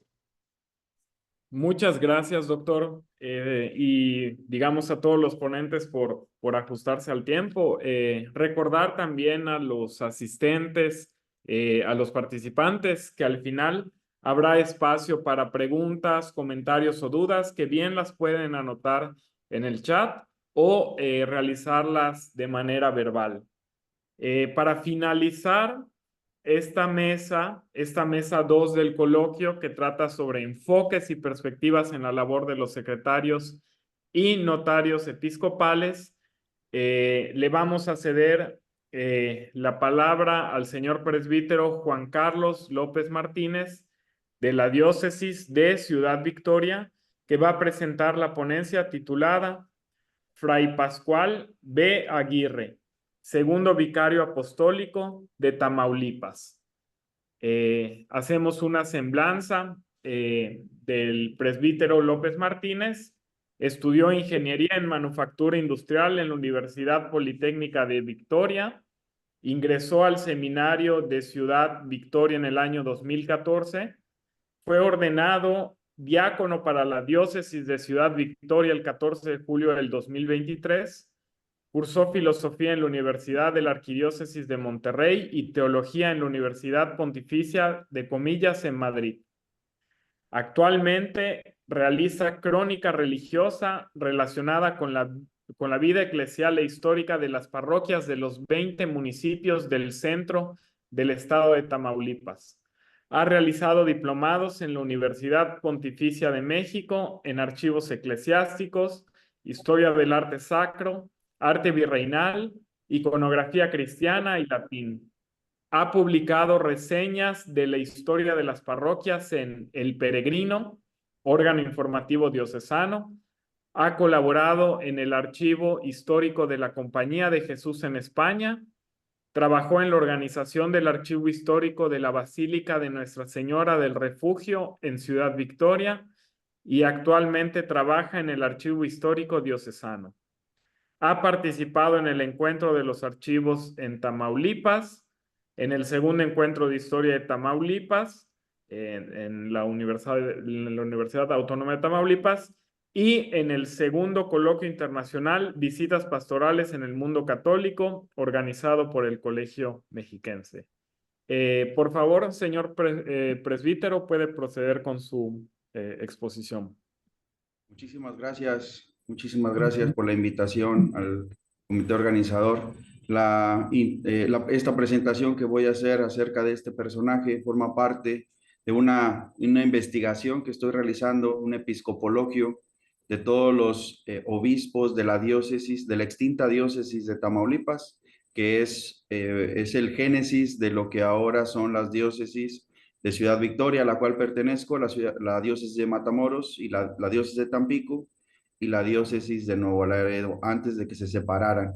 Este personaje formó parte del Vicariato Apostólico de Tamaulipas, previo a la diócesis de Tamaulipas. Es un personaje que no alcanzó la consagración episcopal, ahora vamos a ver por qué, pero sin embargo, su presencia, su trabajo, estuvo muy presente en todo el noreste mexicano y realmente no hay información no ha habido un trabajo acerca de su vida, y lo que intento hacer con esta presentación, pues primeramente es hacer toda una biografía extensa, muy breve la voy a hacer por el tiempo, pero vamos a ver cómo su presencia estuvo ahí en cada uno de los inicios de las diócesis y cómo fue adquiriendo esta experiencia para luego poder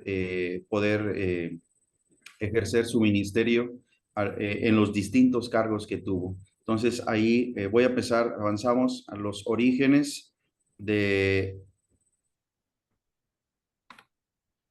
la historia de este personaje. Como les digo, es poco conocido. No fue consagrado obispo, entonces por tal razón pues nadie se preocupó por rescatar su biografía. Sin embargo, su presencia en el noreste y su experiencia fue fundamental para el buen gobierno y la dirección de las almas. Siguiente. Él nació el 21 de julio de 1824, no sabemos dónde, pero muy probablemente en algún poblado del estado de Guanajuato, perteneciente en ese tiempo a la diócesis de Michoacán.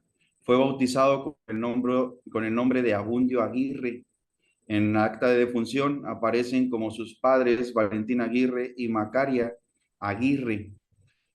Probablemente fuera hijo ilegítimo, ya que en muchas ocasiones al momento de firmar el apellido Valcárcel, que sí utilizaba en otras ocasiones o que se referían a él con ese apellido, él lo abreviaba con una B mayúscula, utilizando el Pascual B. Aguirre.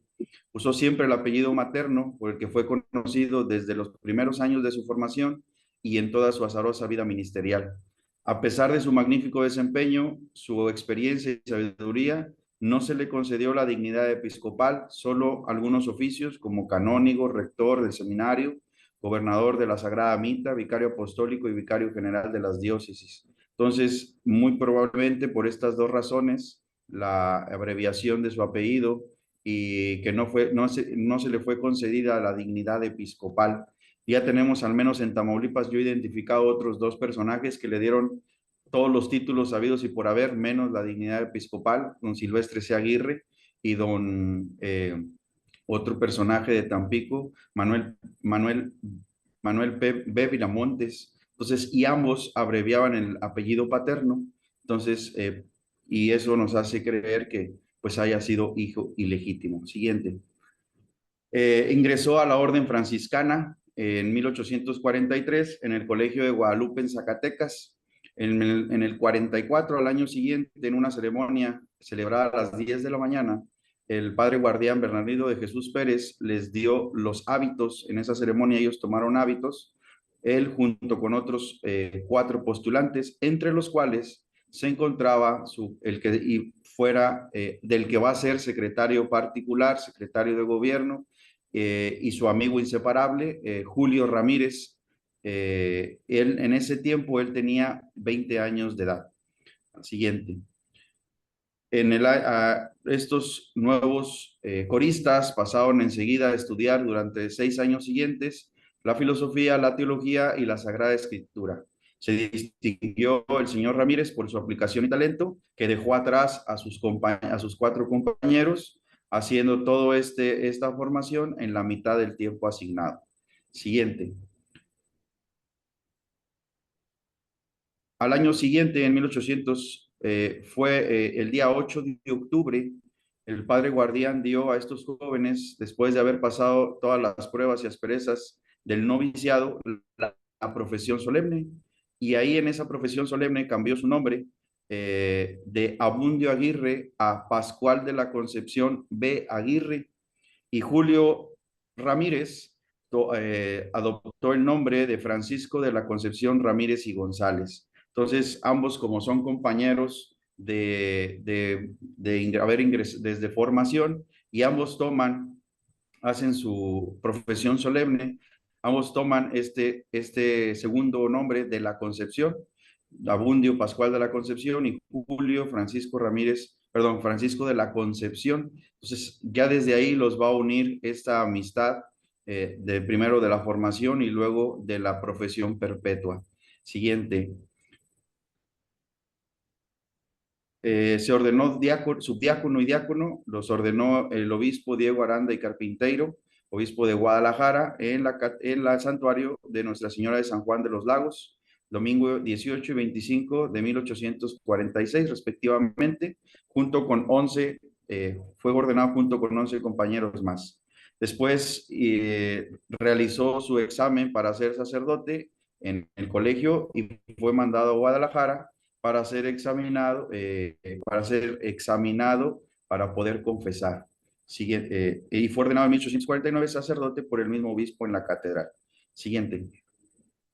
El sábado 3 de febrero fue examinado por los doctores Francisco y Casiano Espinosa y por el padre Ojeda, guardián de San Francisco, y fue ordenado el domingo de la 60ª en la catedral de Guadalajara, en 1849. Siguiente. En sus primeros años de ministerio fue enviado a Nayarit a trabajar en las misiones entre los indígenas huicholes que habían sido encomendadas en ese tiempo al obispo de Guadalajara. Y así lo informa el encargado de las misiones en 1852. Y dice, solo hace la referencia que en ese tiempo don Pascual Aguirre tenía la edad de alrededor de 28 años. Terminadas las misiones en la sierra de Nayarit, pues volvió al colegio de Guadalupe en Zacatecas, y en 1857, cuando son promulgadas las leyes de reforma, pues son exclaustrados estos frailes. En ese tiempo él tenía los cargos de predicador y lector de filosofía, y era el encargado de las misiones y de cátedra. La claustración fue realizada el 1 de agosto de 1859. Todos los frailes salieron. Siguiente, él se dirigió primero al Colegio de la Santa Cruz en Querétaro. Ahí quedó la mayor parte de los miembros del colegio. Después, fuerzas liberales amenazaron Querétaro y tuvieron que salir de ahí en noviembre del 59 y se dirigieron al Colegio de San Fernando en la Ciudad de México. Ahí, en ese momento, se desplazaron en grupos de 10 o 12 y llegaron ahí a San Fernando en los primeros días de diciembre. Siguiente. En este colegio de San Fernando se realizó el capítulo el 28 de noviembre, apenas llegando, y salió electo Pascual Ramírez como guardián de la comunidad de Guadalupe. Fue Bernardino de Jesús, y él se convirtió en secretario del guardián Bernardino de Jesús Pérez. Nuevamente, en 24 de diciembre, hubo una nueva expulsión y Bernardino de Jesús Pérez le solicitó al padre Aguirre, su secretario, para que mediante las buenas relaciones que tenía consiguiera ropa secular para toda la comunidad y así salir a escondidas. La siguiente, por favor. Fray Bernardino de Jesús Pérez y su secretario y el hermano Lego pasaron a vivir al colegio jesuita de Pozotlán y permanecieron juntos hasta que en 1863 Fray Pascual Aguirre pasó a servir como secretario del obispo Francisco Ramírez y González, su compañero de formación y su compañero de votos perpetuos. Siguiente. En 1863, pues fueron expulsados la mayor parte de los obispos de México por las leyes de reforma, y él también viaja hacia Roma en calidad de secretario de Francisco Ramírez y González. Estando en Roma, el señor Francisco de Paula Berea y González, sería en ese momento obispo de la diócesis de Linares, Monterrey, busca la separación de su diócesis, separando lo que ahora es el estado de Tamaulipas, que se nombrara un vicariato apostólico. El señor Francisco Ramírez y Pascual B. Aguirre fueron compañeros de las primeras misiones realizadas por el señor Berea en aquel territorio. En el año de 1854 a 1857 se realizaron 3 misiones en el que recorrieron todo el vasto territorio de la diócesis de Linares, que en ese tiempo eran el estado de Coahuila, de Nuevo León y de Tamaulipas. Entonces ellos conocían ese territorio, eran gentes de misión, eran misioneros natos, y pues eligió el señor Berea para que fuera vicario apostólico, propuso más bien para que fuera vicario apostólico al señor Francisco Ramírez y González. Fue consagrado obispo in partibus de la diócesis de Caradro y nombrado vicario apostólico de Tamaulipas el 13 de agosto de 1861. Ambos regresan a Roma y don Pascual B. Aguirre regresa pues convertido en secretario del primer vicario apostólico de Tamaulipas. Al llegar a México, don Francisco Ramírez y González es elegido por Maximiliano de Habsburgo en limosnero mayor de la Casa Imperial. Por tal motivo, pues no le fue posible llegar a su vicariato. De hecho, no lo visitó más que una sola vez al sur, en la ciudad de Tampico y en los poblados ahí vecinos. Siguiente. Ya como secretario, en 1863, durante la intervención francesa, pues no le permitieron ingresar al territorio de su vicariato apostólico. Solo realizaron algunas misiones, que por ejemplo tenemos la siguiente, tenemos en la Cuaresma de 1864, realizaron misiones de Cuaresma en el Templo de Santo Domingo en la Ciudad de México. El 3 de abril salieron a un pueblo que se llama San Pedro Azcapotzalongo. Ahí llevó el señor Ramírez a don Pascual y a Francisco Luján. Y en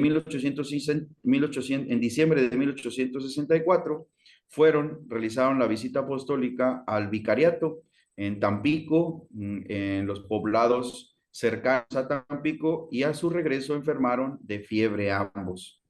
Siguiente. A finales de 1864, debido a la situación convulsa del Imperio Mexicano, que le fue retirado el apoyo por parte de Napoleón III, pues Maximiliano forma una comisión, donde nombran a Francisco Ramírez y González como enviado extraordinario y ministro plenipotenciario. Junto con otros 2, salen el 20 de febrero de 1865 para Europa para hablar, o más bien gestionar el apoyo y que no se les retirara el apoyo de Napoleón III, que había mandado llamar las tropas francesas, y para hablar también con el Papa Pío IX y poder realizar el concordato entre la Santa Sede y la nación mexicana. Entonces, por este motivo, Francisco Ramírez y González sale nuevamente a Europa como todo un ministro del Segundo Imperio Mexicano. Siguiente. Por tal motivo, al partir Francisco Ramírez y González a Europa, Fray Pascual B. Aguirre se queda en el territorio mexicano y parte de la Ciudad de México al territorio a Tamaulipas para hacer las veces, como era secretario y él ya y el vicario apostólico se retiraba, pues la única, y ya no haber comunidad franciscana en los colegios, pues él se dirige más bien al vicariato apostólico de Tamaulipas. Y tenemos noticia de él que el 24 de abril de 1868, Juan José Calixti, que era el vicario general y gobernador del vicariato, le expide el nombramiento como vicario foráneo del distrito septentrional, o sea, hacia el norte del estado de Tamaulipas. Pascual B. Aguirre estaba en Ciudad Victoria, capital, ahora la capital del estado, y al ser nombrado vicario foráneo del norte de Tamaulipas, pues se dirige a la parroquia de San Fernando de Presas. Ahí, siguiente, según cuenta la tradición relatada por el maestro Artemio Villafaña y el padre Abraham Alegría, el primero originario de San Fernando y el segundo cura párroco del lugar, llegó en una carreta de rastrojo al pueblo de San Fernando. Entonces eran tiempos de persecución por las leyes de reforma, la guerra de la segunda de la intervención francesa.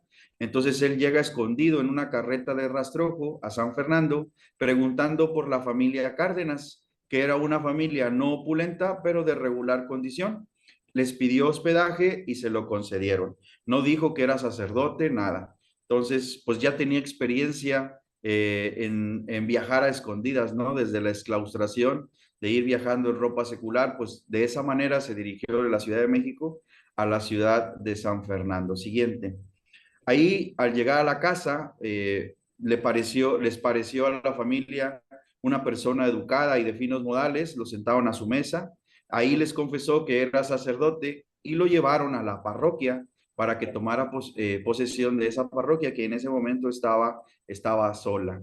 Fray Pascual empezó a ejercer su ministerio, a enseñar latines a unos cuantos muchachos, entre los que se encontraban Ambrosio Villafaña, José de Jesús Peña, que más tarde estudiaría leyes y se recibiría de abogado y llegaría a ser secretario de gobierno en la gobernatura de Tamaulipas del general.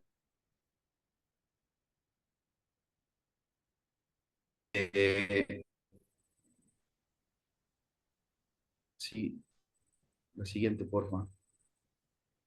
Abrió ahí en el pueblo de San Fernando de Presas un colegio e incipiente seminario, ya que en los oficios que él mandaba se presentaba ya como rector del seminario. En ese tiempo, pues no existía un seminario y formalmente el seminario de Tamaulipas sería fundado por el primer obispo de Tamaulipas en 1872 y don Pascual Aguirre sería el segundo rector del seminario. Pero en este tiempo él abre ahí un incipiente seminario y de hecho en este oficio que él manda se presenta con muchos títulos. Dice, don Pascual Valcárcel Aguirre, rector del seminario, examinador sinodal, examinador eclesiástico, juez sinodal, vicario general y gobernador de la Sagrada Mitra.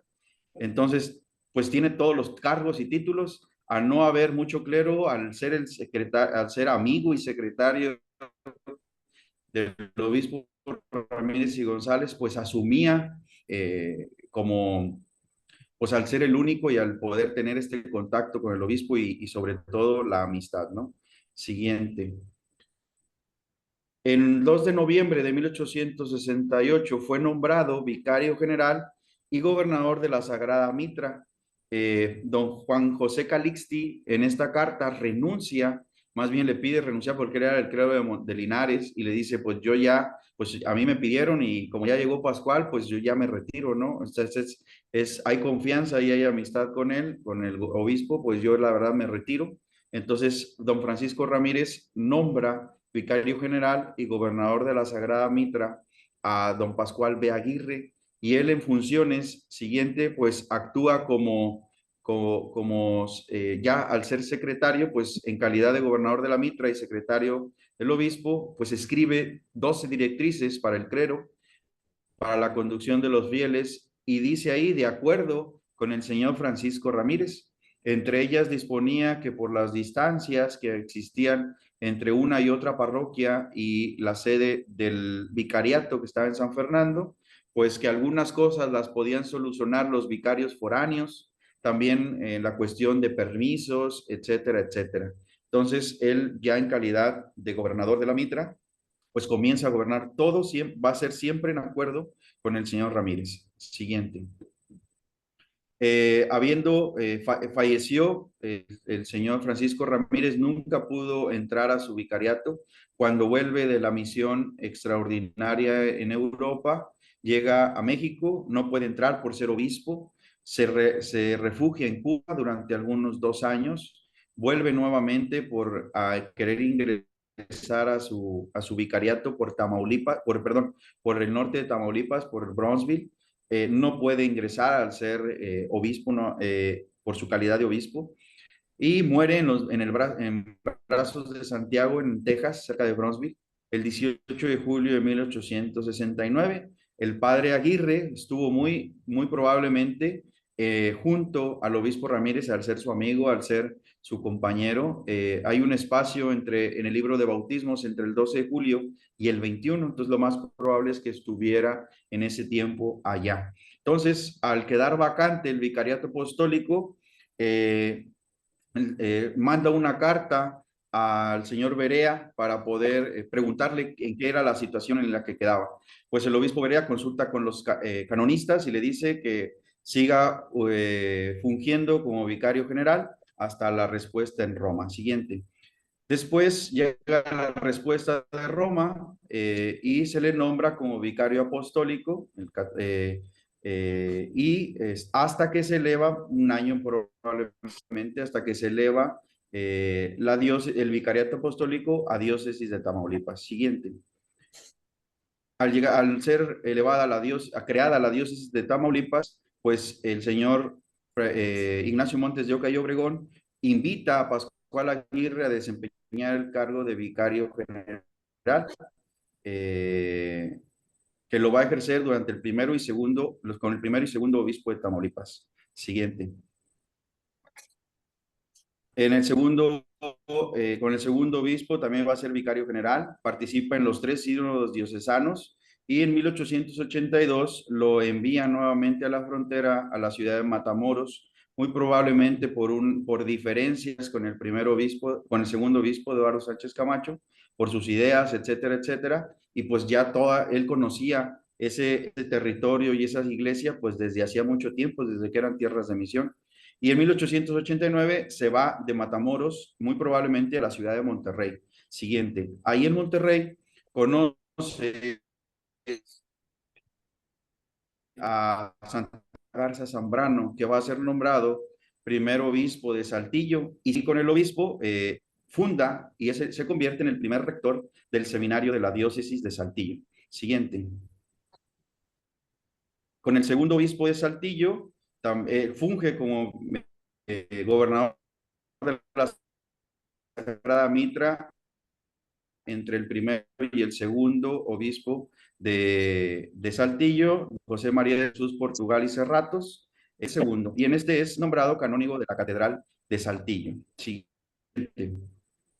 Ya muy anciano, en 1905, era canónigo de la catedral, un sacerdote muy respetado, y alcanza a estar en la catedral al momento de la llegada del tercer obispo de Saltillo, don Jesús María Chavarría y Aguirre. Entonces estaba presente ya un sacerdote venerable, muy respetado por el clero de Saltillo, por la gente de Saltillo, y lo recibe ahí como el decano del clero de Saltillo, al tercer obispo. Siguiente. Enferman juntos en el mismo tiempo, solamente que el señor Aguirre pues ya no logra salir de esa enfermedad y fallece en Saltillo el 17 de mayo de 1905 a las 4:30 de la mañana debido a una gestión pulmonar. El cadáver fue sepultado en el Panteón de San Esteban, en un sepulcro propiedad del Manuel Casares. Siguiente. Para terminar, a manera de conclusión, pues de ser un misionero del Colegio de Guadalupe franciscano y haber estado misionando desde el 54 al 57 por el Obispado de Monterrey, pues fue llevado a las tierras nayaritas para misionar entre los indígenas huicholes, participó en la exclaustración y también pues compañero del señor Berea en estas misiones. Esto le dio la experiencia para poder conocer este vasto territorio y después trabajar en él ya como sacerdote religioso y luego secular. Siguiente forma. Y pues también de esa experiencia misionera pasó al gobierno de la diócesis, ayudando a su amigo y hermano, el señor Ramírez. Gobernó espléndidamente el vicariato, que le ganó el favor del Papa para ser nombrado su segundo vicario apostólico. Gracias a su trayectoria fue vicario general de los dos obispados, Tamaulipas y Saltillo, rector de los seminarios de ambas diócesis, gobernador de la Sagrada Mitre de ambas diócesis. Siguiente. Y al asumir el cargo, expidió la Cariago E. Siguiente, porfa.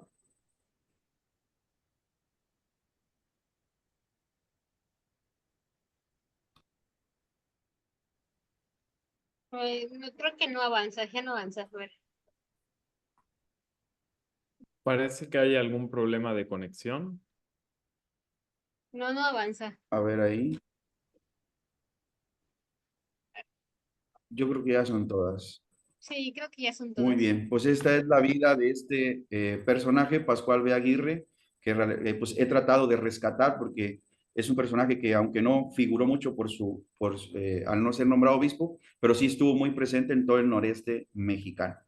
Muchas gracias. Mira qué culebra.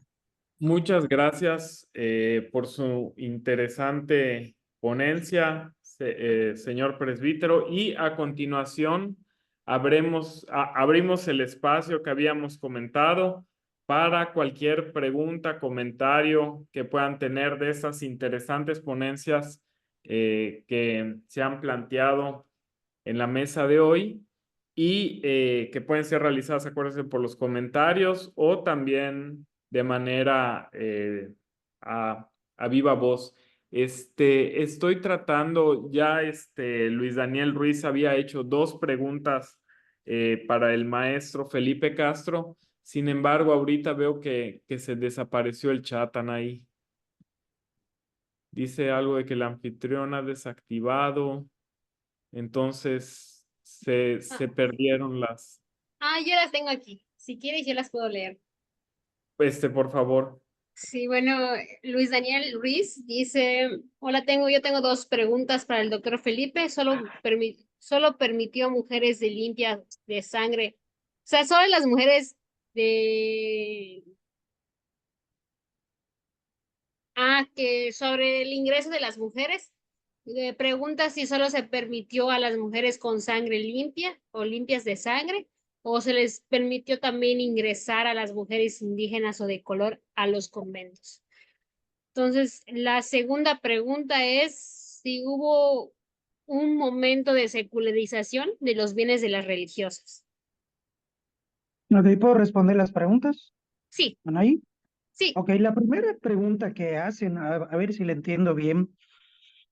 La limpieza de sangre generalmente se hacía para las monjas, para todo tipo de monjas, las que iban a profesar tanto de velo blanco como de velo negro.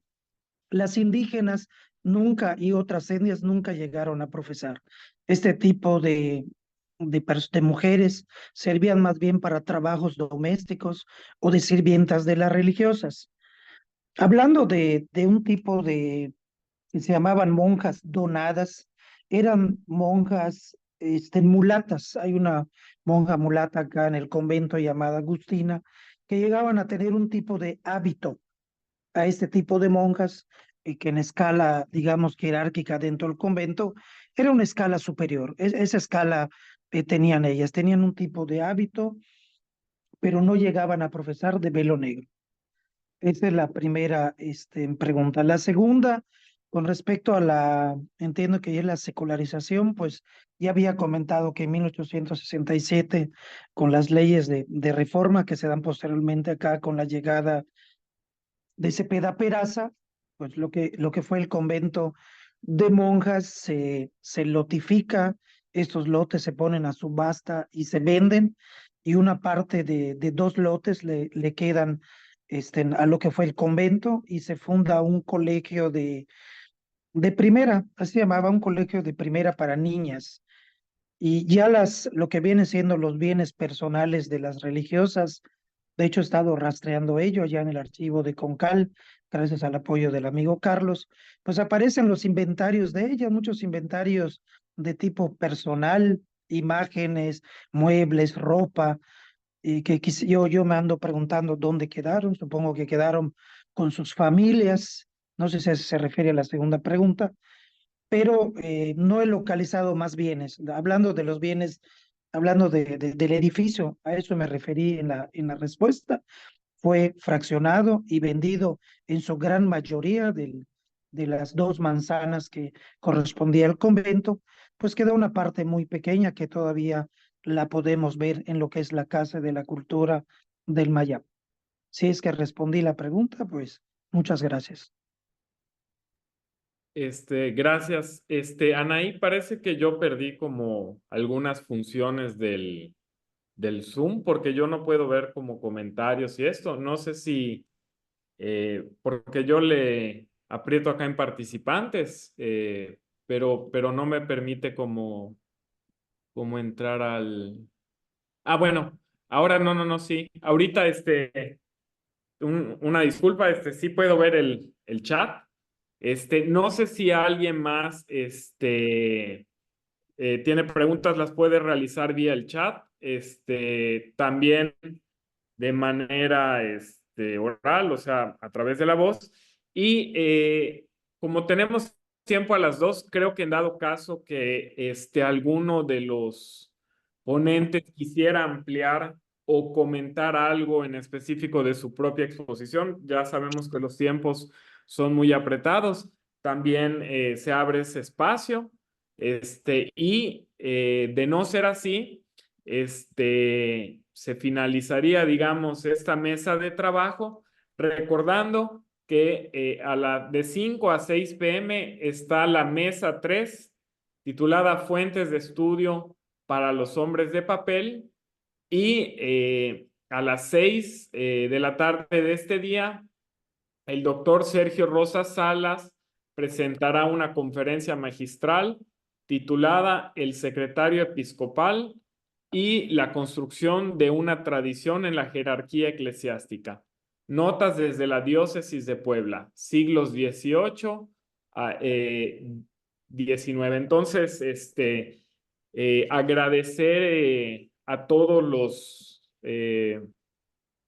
los ponentes y a los asistentes. Y ahora sí, yo les cedo la palabra a Ana y ya para que termine este cierre de esta mesa. Bueno, yo quería darle la palabra a Lucas Martínez, pero después de mi comentario. Bueno, yo creo que una pregunta que tenía sobre el trabajo del doctor Ramón, a mí me llama mucho la atención de cómo se consolida el poder de los secretarios dentro de los cabildos y sobre todo entender la forma tardía en la que sucedió en el obispado de Michoacán. Entonces eso ayuda también a entender la forma de inserción de los sujetos. Entiendo que lo que nos presentó ahora es un avance de investigación, pero resulta fundamental entender y sobre todo visibilizar a estos sujetos dentro de estos procesos muy complejos, ¿no? Y sobre todo darle agencia a esos sujetos y entender que no siempre, que si bien hay estudios que nos mencionan que hay que separar la curia episcopal del cabildo catedral, no necesariamente es así. O sea, no podemos separar esos dos aparatos para entender la política episcopal y sobre todo entender no podemos separar esos engranajes, porque al separarlo ya no funciona un sistema. Entonces bueno, es más bien que preguntes comentario, ¿no? Entonces, ahora sí quisiera darle la palabra a Lucas Martínez, creo que tenía un comentario. Adelante, el maestro Lucas Martínez. Sí, muy buenas tardes. No sé si me escuchan, porque estoy desde el teléfono. Sí, sí se le escucha. No, felicidades. Muchas felicidades por el evento. Nomás le hacía una pregunta al ponente de Tamaulipas, sobre las fuentes utilizadas para rastrear la vida del padre Aguirre. Lo digo un poquito con cola, porque acabo de publicar un texto precisamente donde viene esa foto, que es una foto muy rara, que logré conseguir hace muchos años y hasta que no terminé el trabajo, pues la publiqué, que son recuperaciones interesantes para esta gran historia eclesiástica del noreste de México. Muchísimas gracias y muchas felicidades. Señor presbítero, si quiere Sí. contestar. Sí, Lucas Martín, me imagino que es el autor de la bibliografía del diario de Misiones. Sí, las fuentes, pues es principalmente su obra, de ahí saqué esta foto, que es la única foto yo creo que hay de don Pascual B. Aguirre, que está en el colegio, en el archivo de los franciscanos, es principalmente, y en los archivos de la diócesis, de la diócesis de Victoria, que ahí en el archivo histórico, que hay todavía archivos de la diócesis de Tamaulipas. Entonces, ahí ha sido las fuentes. Y pues ahondando también en un trabajo previo de la vida de Francisco Ramírez y González, pues que siempre estuvieron juntos, entonces en esas dos. Me parece que el doctor Pérez quiere participar. Nada más antes de cederle la palabra, comenta Lázaro Valdivia una cuestión de registro de asistencia, pero eso ya respondió Anaí, que digamos cualquiera de esas cuestiones, pues serían con ella, ¿no? Ahora sí, doctor Pérez Escutia, por favor. Sí, redondeando lo que comentan ahí, efectivamente ya lo abrevié por obviedad de tiempo, pero todos estos personajes pues configuran un complejo entramado de redes de vínculos, de relaciones. Por ejemplo, en el caso de Camiña, hasta prestamista de dineros para algunos de los canónigos que eran muy abundantes en gastar dinero, sobre todo en el periodo colonial. Hay documentos que hablan de esta relación. Incluso pues, en otros momentos se constituyen en intermediarios de sectores de la feligresía con los obispos.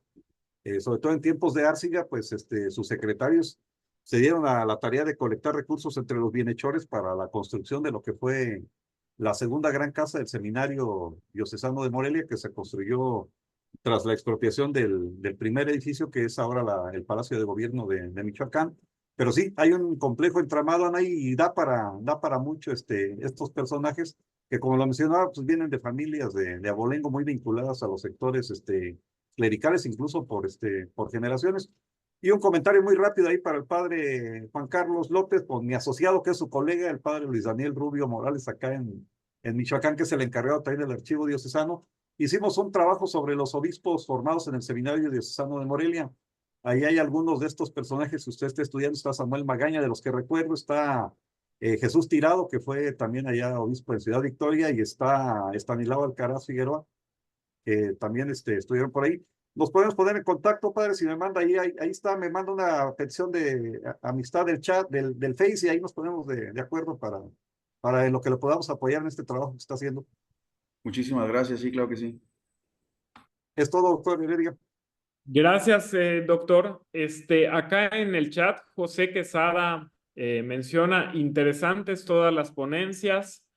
En el caso hay una pregunta para Anaí, dice, preguntar qué tanto intervino el contexto político religioso de fines del siglo XVIII, menciona regalismo, en temas de secretarios, ¿podría comentar algo? ¿O esto considera que no incidió mayormente en estos eclesiásticos? También José Quesada agradece y felicita a todos los ponentes con sus ponencias y al evento. Por favor, Anaí. Sí, bueno, todavía me falta investigar a los secretarios a partir de 1760 para 1780, pero básicamente los secretarios que conforman parte, que son parte, o sea, son secretarios de los obispos en esa temporalidad, no pertenecen al Cabildo Catedral, pero sí siguen siendo familiares de estos, bueno, todavía, todavía es difícil responder esa pregunta, pero tengo a uno en la mente ahorita que es el secretario del obispo Fray Luis de Piña y Mazo. Es el único seglar como secretario del Cabildo. Entonces es importante su participación, en tanto ayuda a entender cómo un sujeto vinculado a la iglesia también se vincula a otras instancias de poder, como el ayuntamiento. Cuando muere este obispo Fray Luis de Piña y Mazo y se muere en un contexto del asesinato del intendente Lucas de Gálvez, donde involucran a su sobrino de este obispo, involucran a todos sus allegados, este secretario lo que hace es huir. Entonces huye metiéndose en el ayuntamiento, se vuelve cabildante del ayuntamiento. Entonces, aprovecha también que se casa con una de las mujeres de los grupos de poder en Yucatán.